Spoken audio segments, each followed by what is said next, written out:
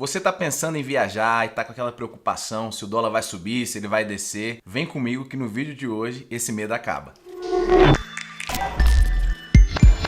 Fala, meu povo! No vídeo de hoje a gente vai responder uma pergunta que 10 entre 10 viajantes, amigos nossos, clientes, sempre perguntam pra gente. É a questão da cotação do dólar e do real, né? É uma pergunta simples. O dólar vai subir ou ele vai descer? Mesmo sendo simples, a resposta é um pouquinho mais complexa e a gente precisa entender algumas coisas antes. E a primeira coisa que a gente precisa entender é o que é câmbio. O câmbio, ele nada mais é do que o preço, a cotação de uma moeda comparada a outra moeda. No nosso exemplo do dólar, se o câmbio tiver em R$4, quer dizer que você precisa de R$4 para conseguir comprar um dólar. A gente precisa entender por que esse preço do dólar e do real varia tanto, né, de um dia para o outro. Na verdade, a explicação a gente aprendeu lá na escola ainda. É a lei da oferta e da procura. Essa lei determina que quanto maior a oferta de um produto, se mantendo as outras condições de demanda, por exemplo, o preço desse produto tende a diminuir.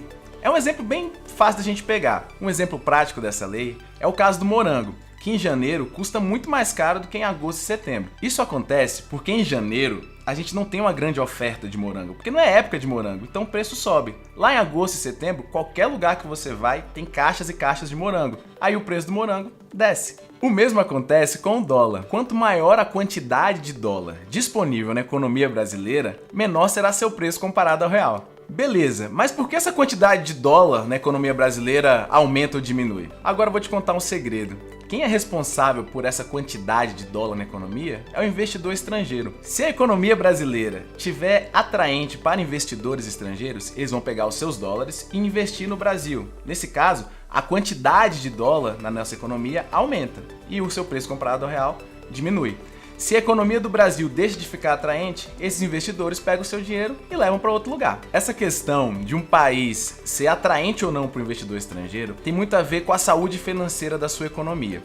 Por isso, o câmbio é um excelente indicador dessa saúde. A taxa de câmbio, ela também é um excelente indicador da saúde financeira de determinado país. Olha só, saúde financeira de uma pessoa física já é difícil da gente medir facilmente. Agora você imagina de um país inteiro.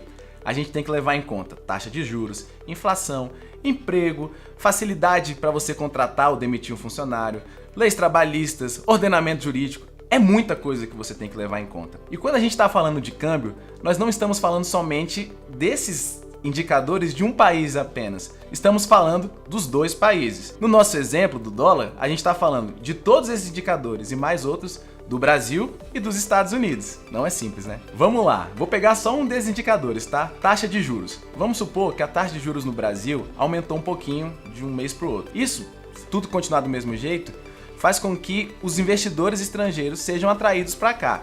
Mas se o Banco Central dos Estados Unidos, uma semana depois, aumenta os juros dos Estados Unidos ficou mais atraente que o Brasil. E aí o pessoal pega o dinheiro e leva para os Estados Unidos. Tá vendo? A relação não é tão simples. Mesmo o Brasil tendo ficado um pouco mais atraente, aumentando os juros, os Estados Unidos ficou muito mais atraente, né? E aí o dinheiro foi embora. Moral da história: prever se uma moeda vai subir ou vai descer não é uma tarefa muito elementar. E um analista sério jamais vai te garantir. Tá bom, você deve estar pensando, né? Tô vendo esse vídeo aqui para saber se o dólar vai subir ou vai descer e eu tô só te deixando mais confuso, né? Calma. Vou te dar agora duas dicas infalíveis para você aproveitar a sua viagem independente do dólar. A primeira delas é a seguinte: relaxa, você tá viajando de férias. Se o dólar subir muito, no curto prazo, não vai impactar tanto sua diversão. Você vai ter que abrir mão ali de um jantar ou talvez de um passeio. Vai impactar muito pouco as suas férias. Segunda dica: o Banco Central ele tem uma ferramenta excelente chamada Ranking VET. VET significa Valor Efetivo Total. Nesse ranking você vai encontrar os bancos e as corretoras que praticam as melhores taxas, os melhores preços para você comprar o dólar, né?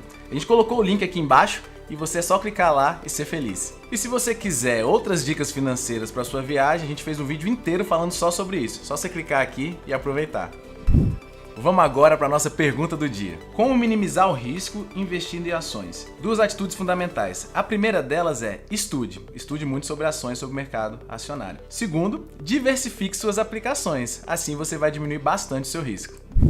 É isso aí, meu povo, esse foi o nosso vídeo de hoje. Se você gostou, deixa seu like, se inscreve no nosso canal se você ainda não se inscreveu e aciona lá o sininho para você ficar por dentro de todas as novidades que a gente tiver por aqui. Se você ainda ficou com alguma dúvida sobre o tema, ou se quiser fazer alguma sugestão para próximos vídeos, novos assuntos, é só comentar aqui embaixo, vai ser um prazer responder vocês.